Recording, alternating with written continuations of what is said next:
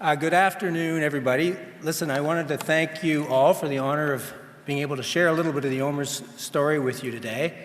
I understand the conference has been great. And as I walked in this afternoon, it actually reminded me of a story. It goes back to about 1982.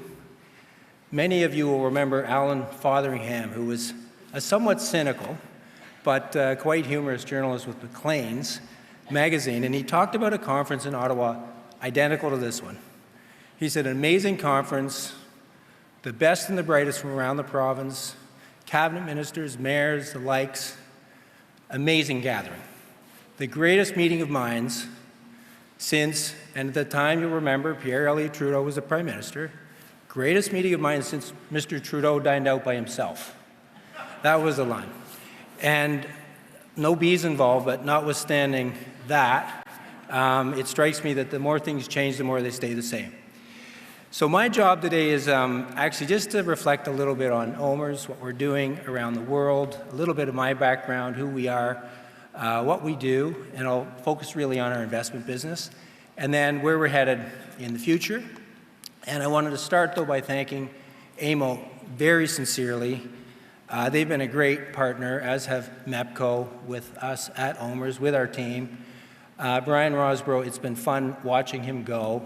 I think he does a terrific job. I know he really put his shoulder behind this event, as he always does. And we've all been through pretty tough times, right? And what they're doing for 444 municipalities is a game changer. I don't think any of us knew what we were signing up for 2.5 years ago, and I think all of us have really done our level best, and I speak to everyone in this room when I say congratulations for the work you're doing. It is changing the fabric of the province of Ontario. I think we live in the greatest province in this country, in the greatest country in the world, and everything that AMO and you are doing in this room is a big part of that future and that future success. So a sincere thank you, and I'm so proud to represent 550,000 or so, 560 I think as of the latest count, members here with us, many of whom are with us today. A little bit about my background, with apologies to the many mayors in the room. I come from the best town in Ontario, Huntsville, so there you go. And I think our family is slow. We came to Huntsville in about 1880 through Ireland via Scotland, and it ended up being land grant time, and so we were given land grants, and I think we starved as a family for 20 or 30 years because you can't farm in Huntsville. You can farm rocks, the odd cottage property, some gravel. And fortunately, my grandfather got into the lumber business. He figured that out. My father got into the aggregate business and farmed a few cottage lots over the years. So we've been lucky to make a living in that community for over 100 years. And that's where we grew up. My grandfather always used to say the only thing great that ever came out of Toronto was the highway to Huntsville. And so that's a little bit of the family story. There's my dad. My dad's 90. It was his 90th birthday. He bought that car for my mom in 1972. She died 25 years ago. He still drives it to honor her. My wife's, I call it Sue 92. Sue and I have been together since we went for dinner in 92. We've been together ever since. My son Trevor's there. He's 22. He's my best friend. I know many of you feel the same way. I'm about his 25th best friend, but he's my best friend. And my daughter, I always put her in black and white, because I never know what hair color she'll have. And she's an artist in Atlantic Canada. And there's my dad, no kidding, broke the World Book of Records at 93 for water skiing. And don't tell anybody, but we're taking him out west to heli ski in November to break the World Book of Records for 96-year-old to heli ski. So that's a little bit of the background as to who I am. Thank you. I've been so lucky in my career to work with amazing people, and I find that's particularly true today at OMERS. And a little bit of my story, I did leave Huntsville pretty young and went to Western, went to school in England at London School of Economics, studied real estate development and finance in New York at Columbia. And most of my career has been in the real estate business, working with cities, working with municipalities, trying to get things accomplished and done. And for 10 years, approximately, I ran a company called CB Richard Ellis, which we grew to be the largest real estate service company in the country. When the great financial crisis was upon us, I actually started a company, retired from CBRE, and we raised about $3 billion to invest into the markets, set up offices in Hong Kong and London, New York, hired 50 people in 50 weeks to take advantage of the crisis. And I was out of Canada for 2 or 3 years and missed it. And then I came back to run Oxford in January of 2010. Oxford, as you know, is owned by OMERS. At the time, it was about a $17 billion business, $7 billion of equity, $7 billion of debt, $3 billion of third-party capital, all in Canada, largely retail and office. And with an amazing team for the next 9 years, we grew it to be about a $60 billion platform with $20 billion of OMERS equity, $20 billion of debt, $20 billion of third party, grew at 22.5%, averaged 12.5% returns, and turned it, in my view, from a little Canadian story to one of the great Canadian success stories. And so just before the meltdown in 2020, the board of OMERS asked if I would come in and assume the role of CEO of OMERS. It couldn't have been a more challenging and difficult time, I have to say, for 6 months. But in all my career, I can't tell you how honored I am to be part of it. It's the most important work I've ever done in my life. I wake up every day trying to just further the cause of OMERS, and I'm incredibly motivated. And it really is a privilege to have this role at this time in history. Who we are, we're complicated. We have 2 boards. And many of you hear about the Administration Corporation Board and the Sponsors Corporation Board, 29 directors, 2 different boards. I work for the Administration Corporation Board. We're responsible for administering pensions and investing the money globally and looking after the plan in that context. And the Sponsors Corporations Board is really responsible for 3 things. We call it A's, B's, and C's. Appointing our board, benefits and contributions. So we really try to collaborate so that they're thinking about intergenerational equity and how to position the plan long-term. Meanwhile, we just put our head down and do everything we can to pay pensions to set us up for success. And I've learned a lot about the liabilities that we owe to many of you in this room, and that is that liabilities don't care what's happening in geopolitics or what's happening to interest rates or inflation. They just know they need to get paid. So my job in the context is just to make sure we do that for all of you. But we have 1,000 employers here in the province, as you know, 444 municipalities. We have 3,200 people on our payroll, roughly 2,000 at Oxford, 1,000 at OMERS. And when we extrapolate out to the companies we own and the investments we have, it's closer to 50,000 people who work for us every day.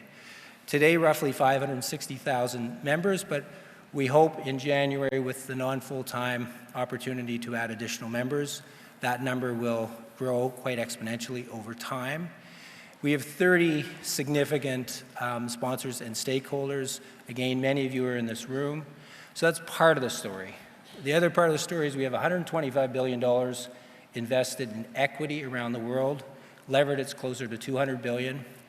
We have 30 great infrastructure assets. We have now 850 real estate assets. We have 25 big, significant private equity businesses. We have 130 investments in innovation and technology in that space.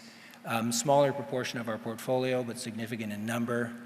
And then we have $55 billion in the markets at any given day, in the credit markets and in the equity markets. So the short answer is it's complicated. We're running now out of 17 offices globally, 15 different time zones, and there isn't a day where I don't get some really good news, and there isn't a day when I don't get some bad news. And that's the life of a big family, as all of you can appreciate in many of the work that the work that you do too. It's easy to criticize the areas that don't go so well, and it's my job is to motivate our 3,200 people and focus on the positive things. And I would just say we've built a tremendous organization. I'm really proud of it, and the vast majority of the news we get is good news, but we all get, in an enterprise this size, mixed messages often. Last year, you may recall, we delivered a 15.7% return. To put it in perspective, that was about $16.5 billion. The Royal Bank, which is the largest corporation in Canada, public company, generated about $16 billion. So, it's not a direct comparison, very different businesses, but it gives you an understanding of the financial clout that OMERS has. We've grown our assets by about $25 billion in the last 5 years.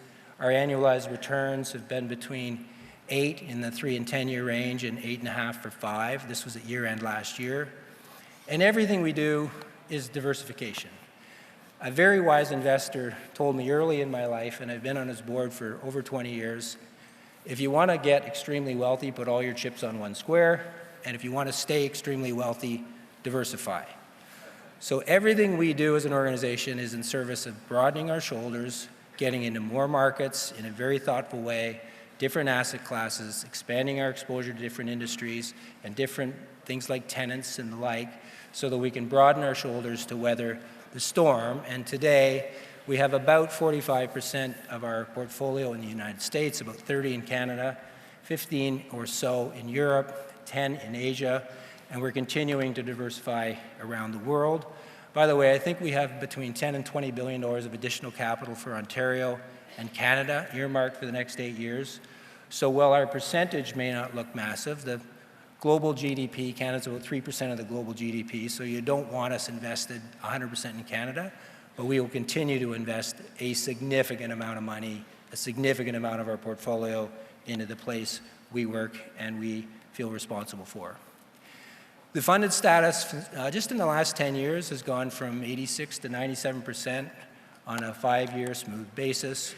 And what we try to do is bring our discount rate down, not every year, but when appropriate, because the higher the discount rate, the more prone you are to understating your liabilities. And the lower the discount rate, the more secure and the more elbow room you have in the plan. So as we really work to get to a funded status greater than 100%, we're also simultaneously bringing down our discount rate, which we just think is the responsible thing to do. Again, not every year, but that's the story. I won't get into the details. We win between 150 and 200 awards globally for our opportunities and our investments and for our people around the world. And again, very much something we should all be proud of, because it's something that I don't get a chance to talk to in public very often. But 92% are extremely proud to work there. All of our metrics are above industry metrics. We are among Canada's great places to work. We're among Toronto's top employers. Oxford last year won an award for being one of the top 10 most innovative companies in the world, which again is a pretty big statement. The social value of the plan is important. Last year we put about $11.9 billion into the Ontario economy alone. We supported somewhere around 118,000 jobs. We touch 1 of 20 Ontarians through our plan, and 1 of 12, no, it's the other way around. Yeah, 1 of 12 households. Every 12 household is an OMERS member or somewhat dependent on the OMERS platform. Again, enormous responsibility and an enormous part of the fabric of this great province.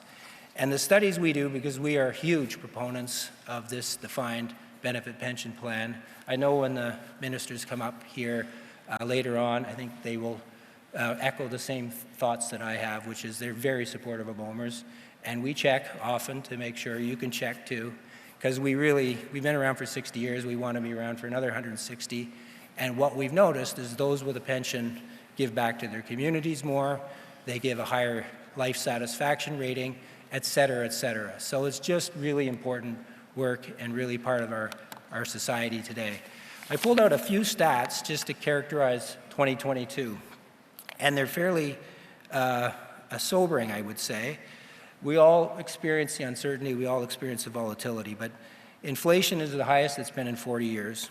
The central bank rate increase is the highest it's been since 1994. Mortgage rates are now back to where they were in 2008.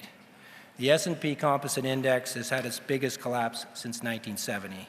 NASDAQ has had its biggest collapse ever. The U.S. Pension Fund Index is producing a number that says something like -8 for the 1-year period commencing of June last year. Canadian pension plans are signaling lots of negativity, and we all know what's happening geopolitically with the resignation of Mr. Johnson, the same thing in Italy, the war in Ukraine, the tensions with the U.S. and Asia. The list goes on. They're all things that are not lost on any of us. And so it's a pretty uncertain time, to say the least. And I would just share with you 3 comments about the way we see it. First of all, our diversification strategy is a great insulator against all that's going on. Why? Because the broader your shoulders, the better you can weather difficult and volatile times. We do see inflation coming down. We see it, I mean, as of yesterday, it was slightly under 8, I think. And I think Our best guess is next year, it won't be what the Governor of the Bank of Canada says at 2, but it won't be 6, 7, 8 either. We think it's closer to 3 or 4, and we're quite confident that that comes home. Why? Because the basket of goods that measures inflation is a year-over-year measure of change. So oil is not going to change year-over-year 50%, as an example. And that basket of goods should come back into check, and all the good work that the central banks are doing around the world to measure, and moderate particularly supply or demand side issues, not supply, will bring it home. So I think that's something to be optimistic about. And I'm not here to call a recession, but we've certainly modeled everything from a soft landing to a fairly deep recession. North America will fare better than anywhere else. The UK and Europe is probably technically in a recession right now, but we do see that notwithstanding some of the soft components expected next year, our portfolio is positioned for growth in the vast majority of cases, and we remain very optimistic. Our earnings are coming out for the first 6 months. I would like to share them with you. I am unable to share them with you without getting severely punished. I would just say, please take a look later in the week, and I'll leave it at that, but particularly in the context of the times, please take a look later in the week. In the interest of time, I'll just plow through because I know there are way more important people coming behind me to speak. But our investment approach, again, we have roughly $125 billion. We invest all over the globe. Our handshake means something. If you're one of the Maple 8 Canadian pension plans, any city you go to, the Canadian handshake means something. Our history means something. So we've forged some of the best relationships with some of the best investors all around the world. Our approach is very long-term. I like to think of a quarter. Some look at a quarter's results and say that's what it's all about. We never judge a quarter. To me, a quarter is 25 years. It isn't 3 months. So we are long-dated, high-quality, high-conviction investors. The best thing that I've learned from my family and all my experience is invest in quality, invest in quality, invest in quality, because that's what we'll see through cycles. And Warren Buffett said it best. I would sooner buy a great asset at a good price because I'm not smart enough to buy a good asset at a great price. So we are totally focused on just the most high-quality real estate, infrastructure, and the like. We think that that sets us up long-term for greater success. Capital markets today, we have $55 billion invested. Fortunately for us, unlike most pension plans, we've been bringing down our exposure to the equity markets year in and year out. And today our portfolio is only about 25% exposed to the vagaries of the equity markets. And I don't know about you, the last time I checked, no one's standing outside your house saying it's up today, it's down today. It's a lot more comforting to have hard assets and companies you know and understand on a go-forward basis. We have $17 billion in 25 great companies around the world. We have an infrastructure portfolio that includes a 50% interest in Bruce Power. 31% of the electrical energy for this province is generated from that plant, the largest one in the world, by the way. Exposure to the Port of Melbourne, airports, particularly the City of London.